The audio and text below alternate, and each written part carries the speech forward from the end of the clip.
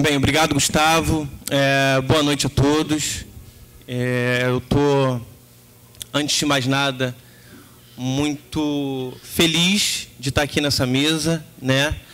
Não só por ser uma mesa e um evento que o Comitê Popular está tocando junto com o pessoal da UERJ, do Serviço Social, né? Mas também por ser uma mesa composta de grandes personalidades, vamos dizer assim, do nosso pensamento crítico dentro do esporte, né? Então, eu queria agradecer ao convite e, enfim, eu queria começar minha fala... já está lá. Começar minha fala com uma pergunta, né? Essa mesa, ela na verdade, o título dela é uma pergunta, o Maraca é nosso, né? Mas a pergunta que eu coloco é: o Maraca ainda é nosso? Porque nós já, meu ponto de vista, e eu acho que esse filme que passou agora, embora, enfim, apesar desse probleminha técnico, mas a ideia foi passada. Eu acho que a atmosfera, que é o mais importante, como o Gustavo falou, ela tem... Esse filme, ele mostra bem que o Maracanã já foi mais diverso do que é hoje, né? Então, a pergunta ela é pertinente porque... A pergunta é se ele ainda é nosso, porque eu acredito que a gente ainda pode fazer com que ele continue sendo nosso. Eu acho que esse é o espírito dessa mesa e o espírito, eu acho que de vocês que estão vindo aqui para debater. Enfim. Então, o objetivo da minha fala é iluminar um pouco o que está acontecendo agora, na atualidade, com alguns elementos históricos, alguns fatos da história que estão contidos na história do Maracanã, que talvez nem todo mundo saiba, mas que eles com certeza indicam um caráter, uma personalidade do Maracanã que está agora em mutação. Então, a ideia é alimentar um pouco esse debate com esses elementos históricos, tá? Eu pedi só para... Bem, para falar dessa mudança, eu não vou entrar muito nessa mudança econômica em si. Vou me restringir a esse gráfico, porque eu acredito que ele é bastante eloquente, né? Ele já fala bastante sobre esse processo de elitização que nós estamos vendo ocorrendo no Maracanã nos últimos anos. É um levantamento que eu tenho feito dentro de uma pesquisa que eu desenvolvi junto à Biblioteca Nacional sobre a construção do Maracanã, e aqui agora eu estou dando continuidade num livro, né, que deve ser lançado em breve.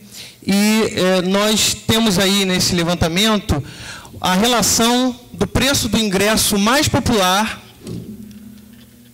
com o salário mínimo das respectivas épocas. É uma amostra de diversas décadas, mas a gente vê ali que na década de 50, essa relação estava perto dos 2%. Né? Sobe um pouquinho no final da década de 50, desce bastante na década de 60, mas, no geral, o que importa aqui nesse gráfico é que entre a sua inauguração e o ano de 2005, início de 2005, nós temos essa relação em torno de 1%, 2% do preço mais barato do Maracanã com o salário mínimo, das respectivas épocas. E a gente vê uma subida enorme a partir de 2005 e vai subindo cada vez mais, tem uma leve queda em 2009, mas volta lá em 2010 ao seu máximo histórico, né, ao seu ponto mais alto na história. Então, eu acho que isso daí já ilustra bem como nós temos encarado, como nós temos visto, né, não só no nosso cotidiano no Maracanã, mas no bolso dos torcedores, né? Um detalhe importante é o seguinte: na década de 2000, né, nós tivemos uma elevação real do valor do salário mínimo. Essa elevação real, teoricamente, teria que fazer com que os preços, né, essa relação do preço do ingresso mais barato com o salário mínimo, ela decrescesse. No entanto, o preço dos ingressos conseguiu subir mais que o salário mínimo. Então, isso é bastante relevante também de ser dito.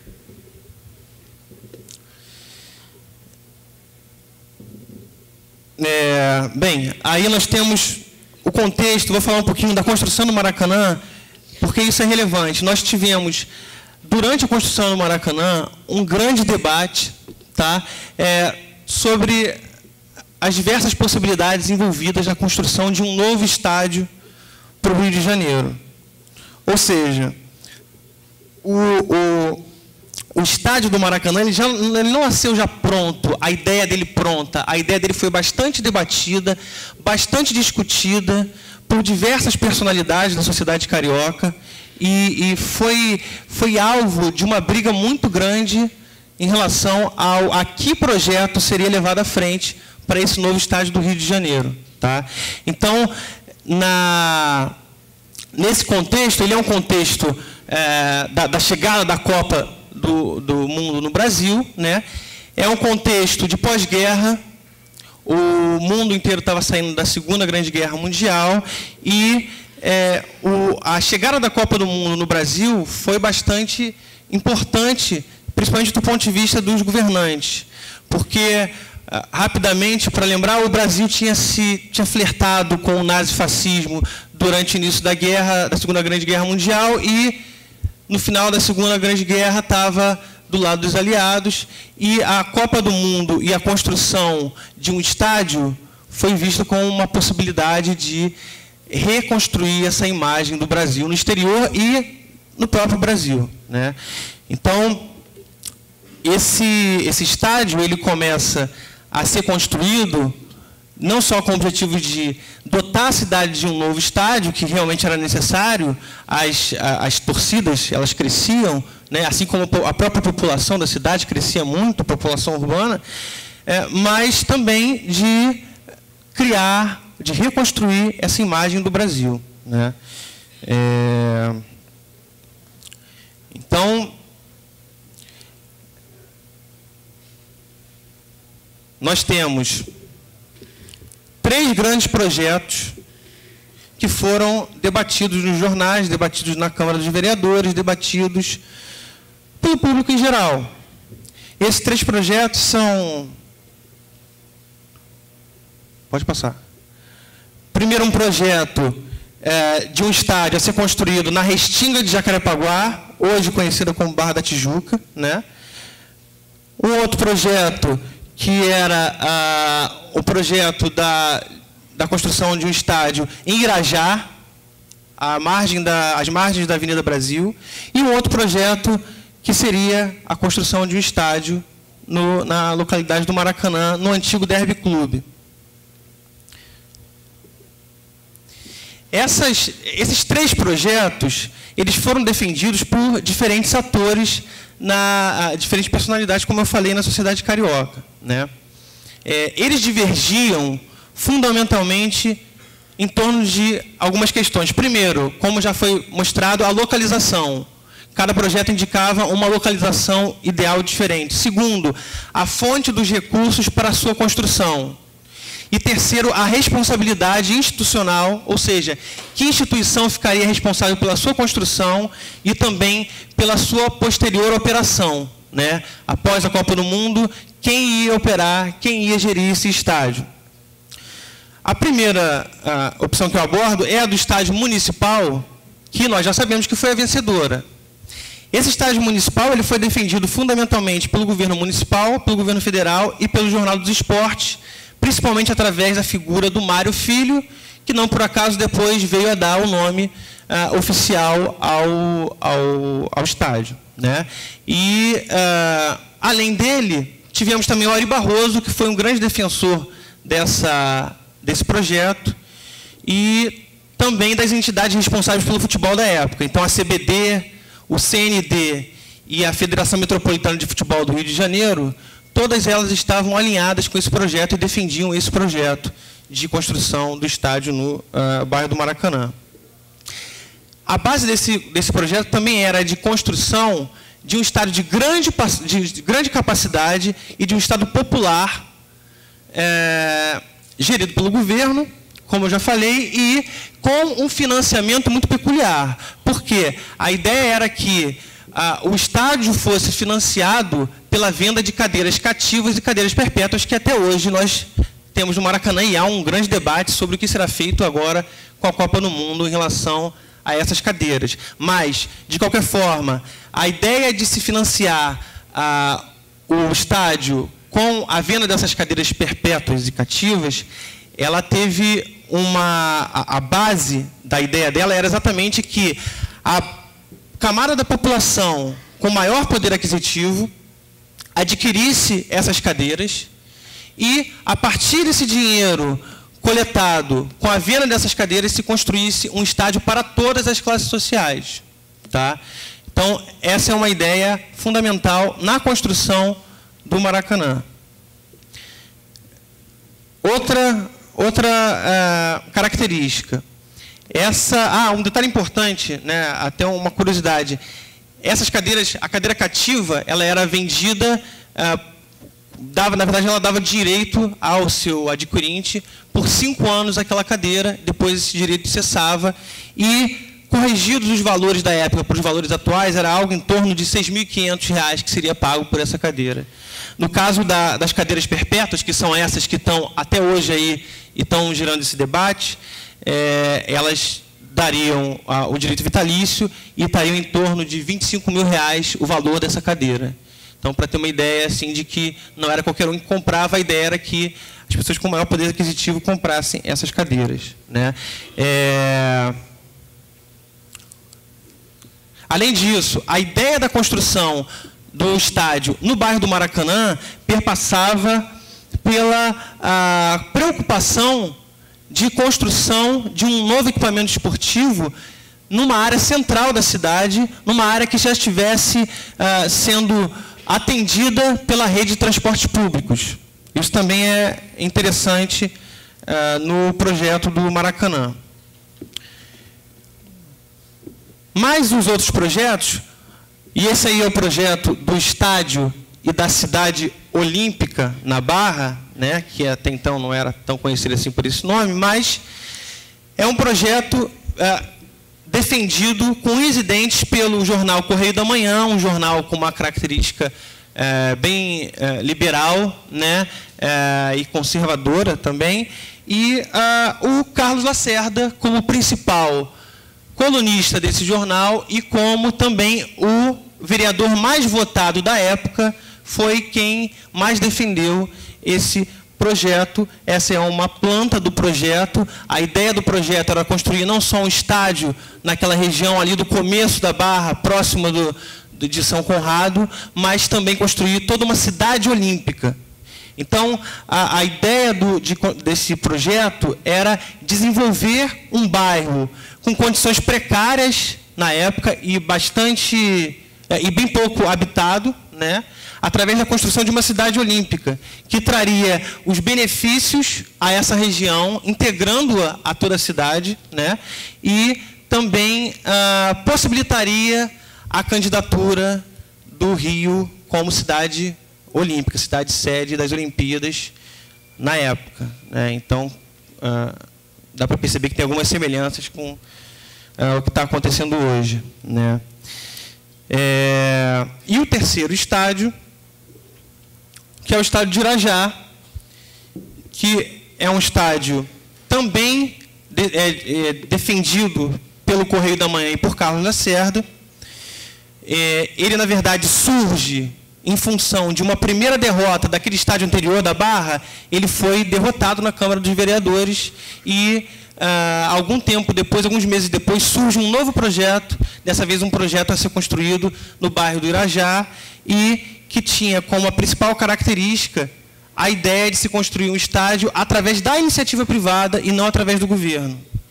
E essa construção seria financiada pela venda de ações a empresários. Então, o dinheiro a ser captado para a construção desse estádio não seria através da venda de cadeiras cativas, não seria através de dinheiro público, assim como no caso do Estado Municipal, mas seria através da venda de ações desse estádio a empresários.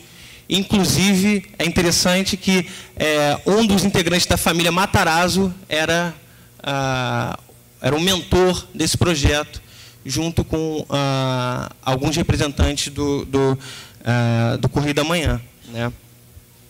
Que, evidentemente, esses dois projetos tinham todo um bastidor político, né, que era derrubar qualquer tentativa bem-sucedida do governo de atrair popularidade para si mesmo, né?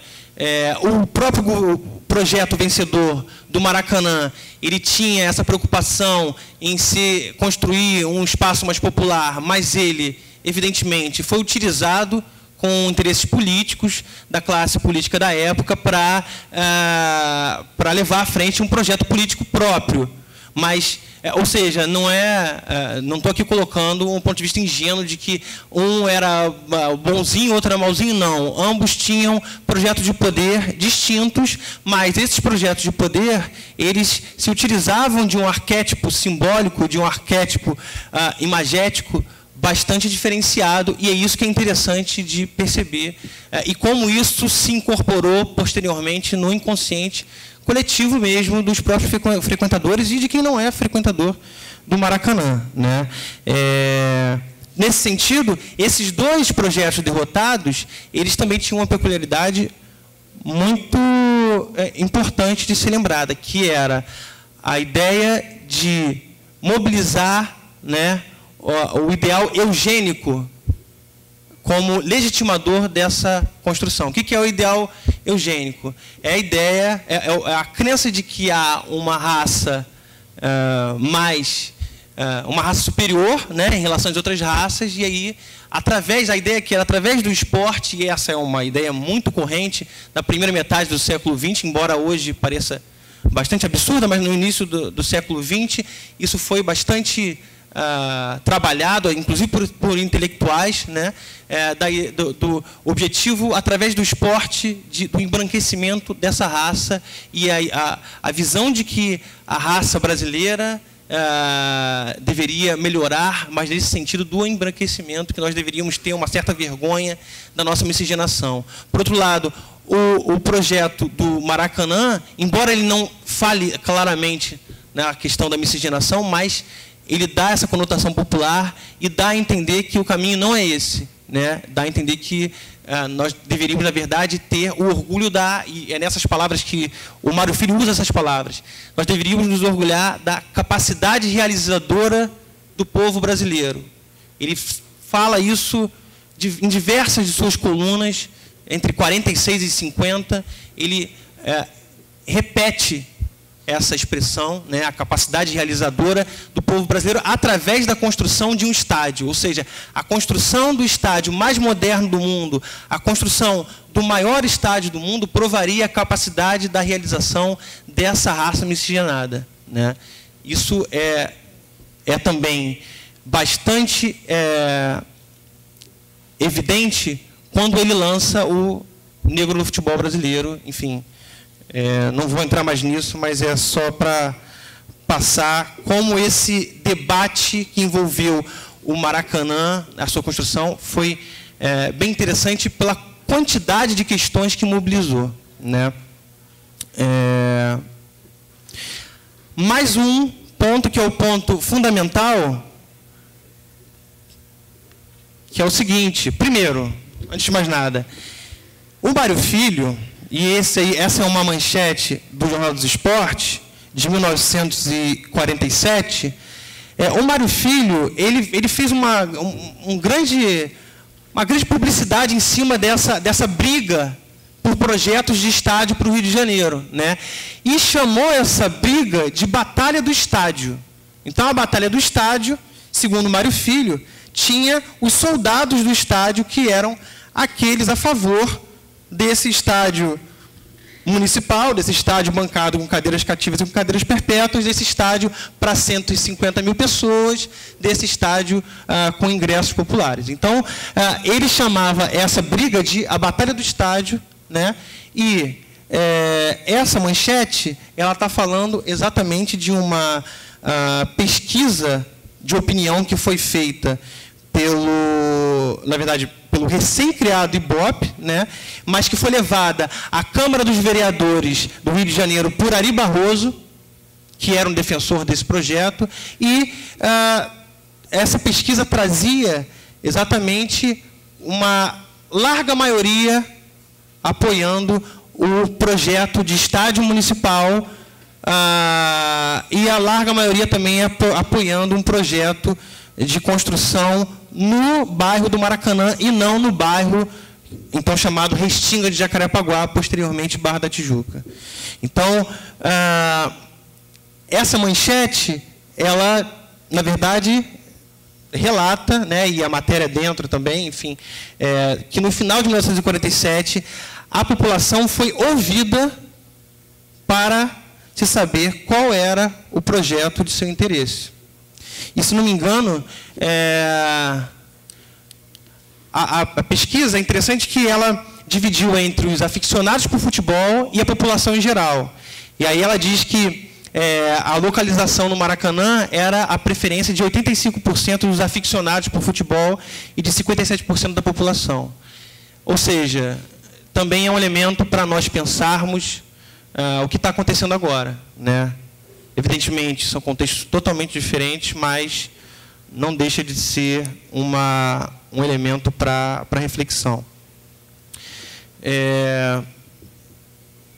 A preocupação do governo e do Jornal dos Esportes em mostrar que esse estádio era um estádio para todos, um estádio do povo, né, um estádio popular, é tão grande que o Jornal dos Esportes começou a criar fotomontagens onde insistentemente se colocava a figura do prefeito, o Mendes de Moraes, esse lá na ponta esquerda, lá superior, né?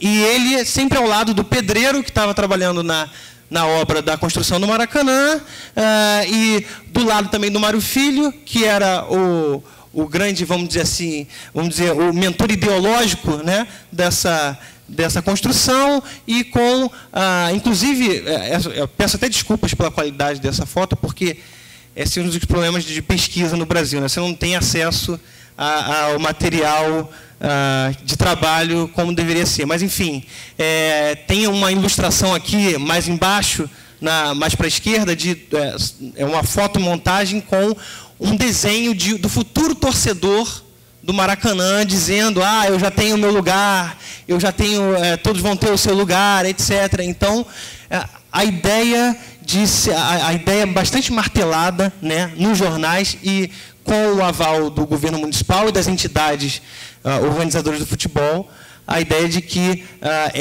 esse era um projeto de todos, esse era um projeto construído por todos, onde os ricos teriam o papel de comprar essas cadeiras cativas e financiar a construção, e os pobres teriam o papel de trabalhar nas obras, e o prefeito de coordenar todo esse grande projeto de exacerbação da capacidade do povo brasileiro, né?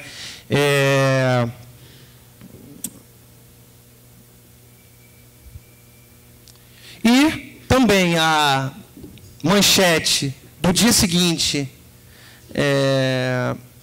a inauguração do Maracanã, que é a famosa partida entre a seleção do Rio e a seleção de São Paulo, no qual os paulistas ganharam,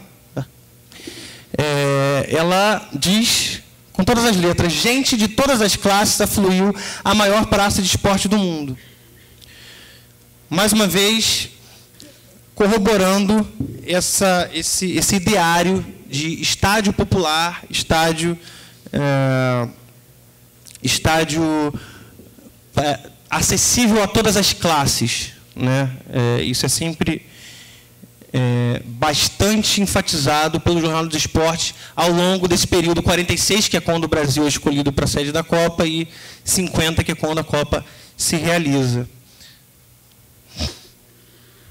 Mas aí eu vou fazer um salto histórico, que é quase um crime, mas é por questão de tempo mesmo, e eu fiz essa opção, primeiro, para mostrar que esse estádio ele foi construído através de bastante debate, através da influência maior ou menor, isso é bastante discutível, mas evidentemente da influência da opinião pública, né? E através de um ideário que mobilizava o conceito de estádio popular, né? E aí, esse estádio, evidentemente, ao longo das décadas, e eu não preciso dizer, até porque o próprio filme já mostrou, mas tenho certeza que muita gente aqui frequentava o Maracanã antes dessas grandes transformações, esse ideário, ele de alguma forma ele influenciou a construção desse inconsciente coletivo e a construção dessa imagem do Maracanã ao longo dessas décadas. E muita gente fala, não, mas o Maracanã tinha uma diferenciação de assentos. É óbvio, né? Ninguém está querendo ir contra uma evidência, né?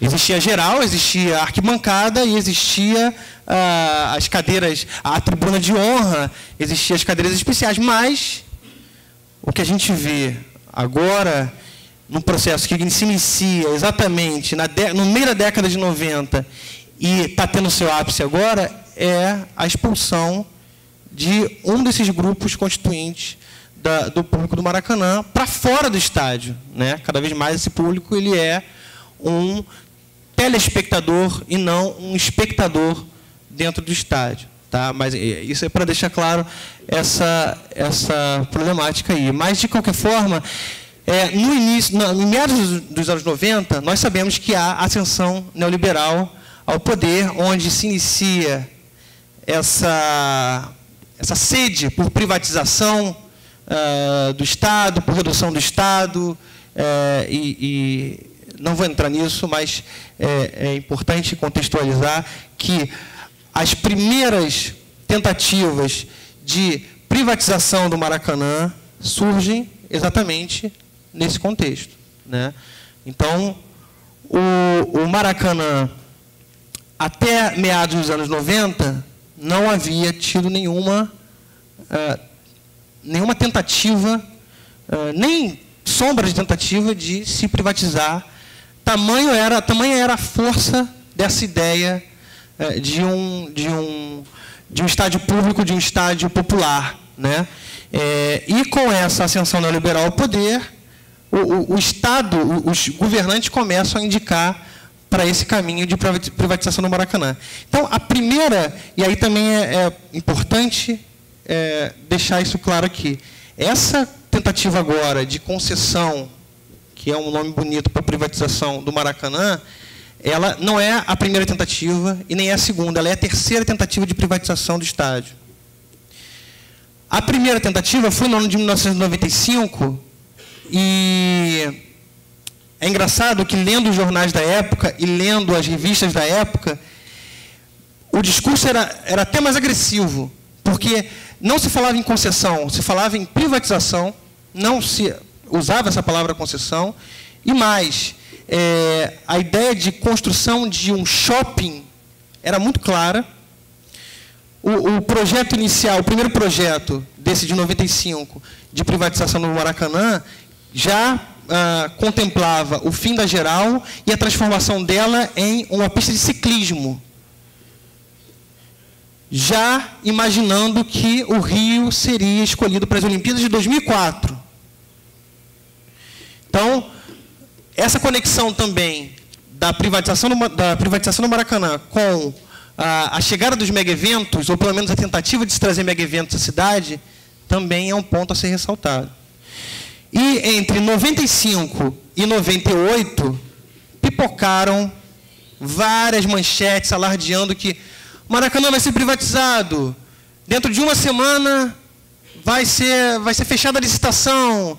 Isso não tem mais volta, etc. Então, as próprias manchetes colocam isso, né? Processo de privatização do Maracanã entra na reta final. Então, essa reta final está até hoje, pelo visto, porque desde 95 para cá, né, não foi privatizado ainda. Por outros motivos, evidentemente, eu não vou entrar nos motivos que levaram à não privatização naquela época. Tá? Um deles, com certeza, é a perda de força desse projeto em função da não escolha do Rio como sede das Olimpíadas de 2004. Mas, o que eu quero deixar claro é que várias vezes já foi alardeada essa manchete de que o Maracanã vai ser entregue amanhã à iniciativa privada, não tem mais jeito, não tem como recorrer, não adianta chorar. Então, isso não aconteceu. Né? Então, essa primeira tentativa, entre 95 e 98, houve idas e vindas para se privatizar o Maracanã.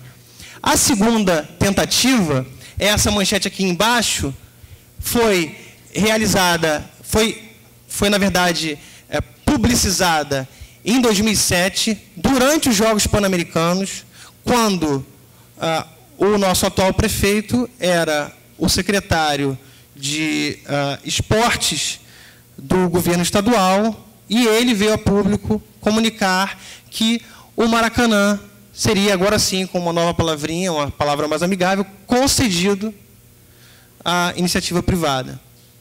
Essa segunda tentativa também não foi à frente e ela, enfim, ela foi esquecida. Houve uma série de mudanças políticas, né, que levaram a deixar essa ideia de lado. Mas ela volta agora, contudo, no contexto de preparação do Rio e do Brasil para os mega-eventos, né? Tanto para a Copa como para as Olimpíadas. Meu questionamento e a minha tentativa aqui foi mostrar que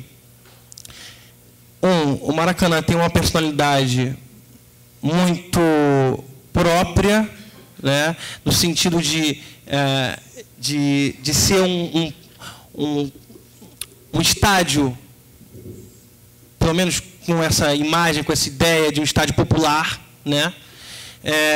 O Maracanã vem sendo assediado, né, por esses entes privados, esses fantasmas que ficam rondando, tentando fazer com que ele se modernize, né?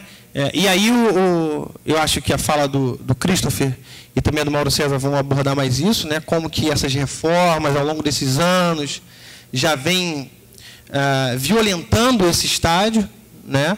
Mas essas tentativas foram, por um motivo ou por outro, foram barradas. Agora, evidentemente, a gente tem um contexto único de uma força muito mais avassaladora que a anterior. Mas o meu ponto aqui é que ainda está em aberto, ainda é possível lutarmos por esse Maracanã da forma como ele foi pensado na sua construção e da forma como ele se desenvolveu ao longo das décadas. É isso, pessoal. Obrigado.